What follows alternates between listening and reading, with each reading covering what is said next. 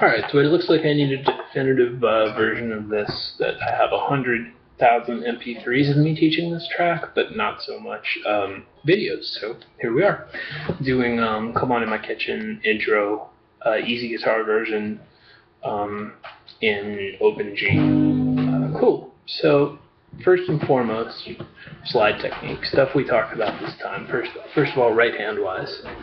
The concept where your thumb is parallel to the bass string, and like if you put it on your fourth string, your D string, and we want your fingers curled, such that you could move any of them independently of each other.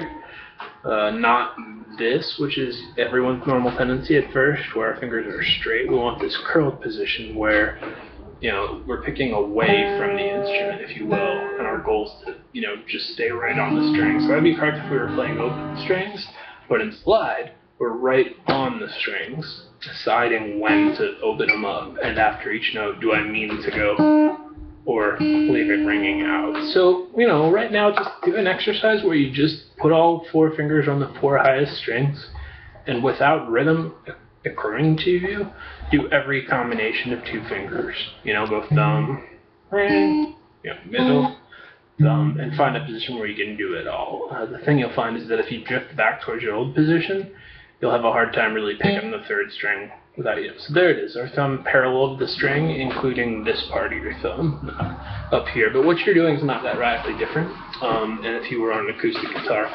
So here's you, so it'll be like, we want to sling your arm around the instrument this way, not as much out in front of it as you were. And my wrist is still straight, not broken like that. So cool. And our actual song, the first thing that happens, and I'm going to take you through this in two stages since we don't really play yet, we're going to do open strings. The first thing we do is we scoop, if you will. We hit all three of our melody fingers as opposed to bass note. And we have to dampen the first one. Though, when you went to do that, you did it perfectly the first time. So let's get your slide squared away at the 10th fret, reminding ourselves of all of the things we were thinking about. If you want to do this at a different fret, that's fine. I'd just like you to warm up left-hand-wise. So we want the slide across the strings in this nice, uncomfortable out in front of the instrument position. Not in too far, not on this knuckle up there. And your thumb will be dead center. So, and we talked about picturing that middle finger piece of string between your thumb and that it all just moves laterally. It's all shoulder and elbow. Anytime your thumb trails off, bad things will happen in one way or another. And this goes all the way up to your really high frets on an electric guitar. You just, it's all shoulder and elbow. Anytime there's wrist involvement, bad things happen. Also, that we talked about the concept of kind of picturing motion as generating from the base of the slide so that your tip doesn't end up farther than that. Like pretending that you can't move the tip past there. But that wasn't really so much of an issue for you. It seems like you've gotten holding the slide down. Anyway, so at 320, here's your first riff. We've got, just take a long time to get squared away. I want you on about four strings. So we go. Two identical things, but first just go for one of them. Every slide's 2 frets unless we specify otherwise, so I'm going 10 to 12. And this is a slide that sounds like one note. I'm not going. I'm going. So there's our first riff. We're playing bass notes, but let's just go over the riffs. The next one starts with that. So let's zero in on the stuff after that. Here's our first seesaw pick. We're going to have to go ring, put it back, middle. So stop, try that a couple times. Ring, put it back, middle. In left-hand land, we're at the 10th fret. Just take a long time to get squared away. We're going to pick the first string, dampen it, pick the second string, and slide 2 frets to the 12th fret. So it's as in. There we go. And what we're looking to eliminate there is, which sounds cool, but we're just trying to play the super single note version of it. So really get sick up to here. Stop the video. Because the third riff is identical to what you just did, except then you hit the third string at the end. And this has, right hand wise, we go, obviously, and then we do 1-2 string combination where we seesaw. We go. The but then we want to keep that note ringing out. So it's like one where I dampen, and then two regular ones, if you will. And that's, some people are tempted after dampening the first note to dampen the second note too. But we're going, we want these two to ring out over each other, and I did a little it rings out thing. So, riff 3. Don't worry about vibrato this time, unless you're intuitively doing it. We'll get to that. Great, so, finish up to there, you're just dynamited each lick.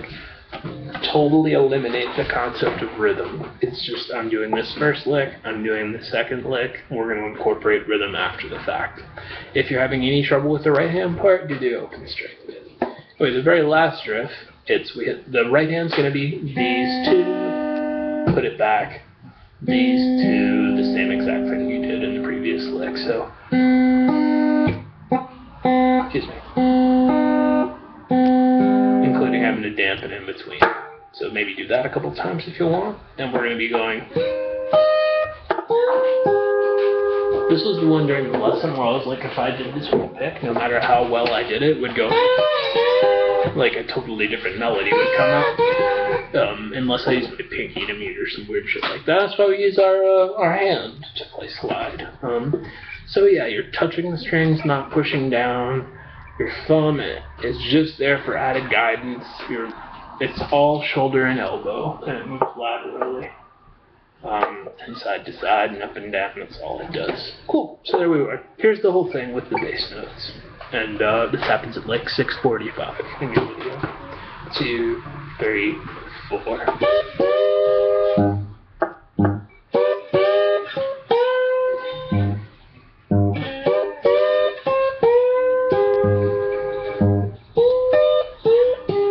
That's as far as we're trying to get right now. And he goes. But right now we'll just focus on doing some melody stuff. Hey, if you wanted to, do the same thing around the 5th or 7th fret. Just be like, just getting for a feel for doing it at the 5th or 7th fret. And if you want, move it to other strings and just noodle around. But the most important thing I want to instill is that concept of, am I playing or am I memorizing right now? And that during that memorization, I'm just learning the dance steps so that I can dance. That you're consciously focused on what you're doing. Manifestations of the bad version of this are play the whole thing over and over, turning something into where you're really trying to, like where it's this thing that loops, where we switch to guessing headspace. Just being consciously focused and finishing as you go in small sections. I wrote look away on the tab. I mean, don't look at the page. You're looking at your hands. Don't magically conjure the info. If there were more riffs, you would need the tab more than what we just did today. But, there you go. And if any of this video goes to anybody else but Dwight, just make a note of where, I will make a note, rather, of where I played the whole song. Alright, cheers. Yeah, that's it. Good times.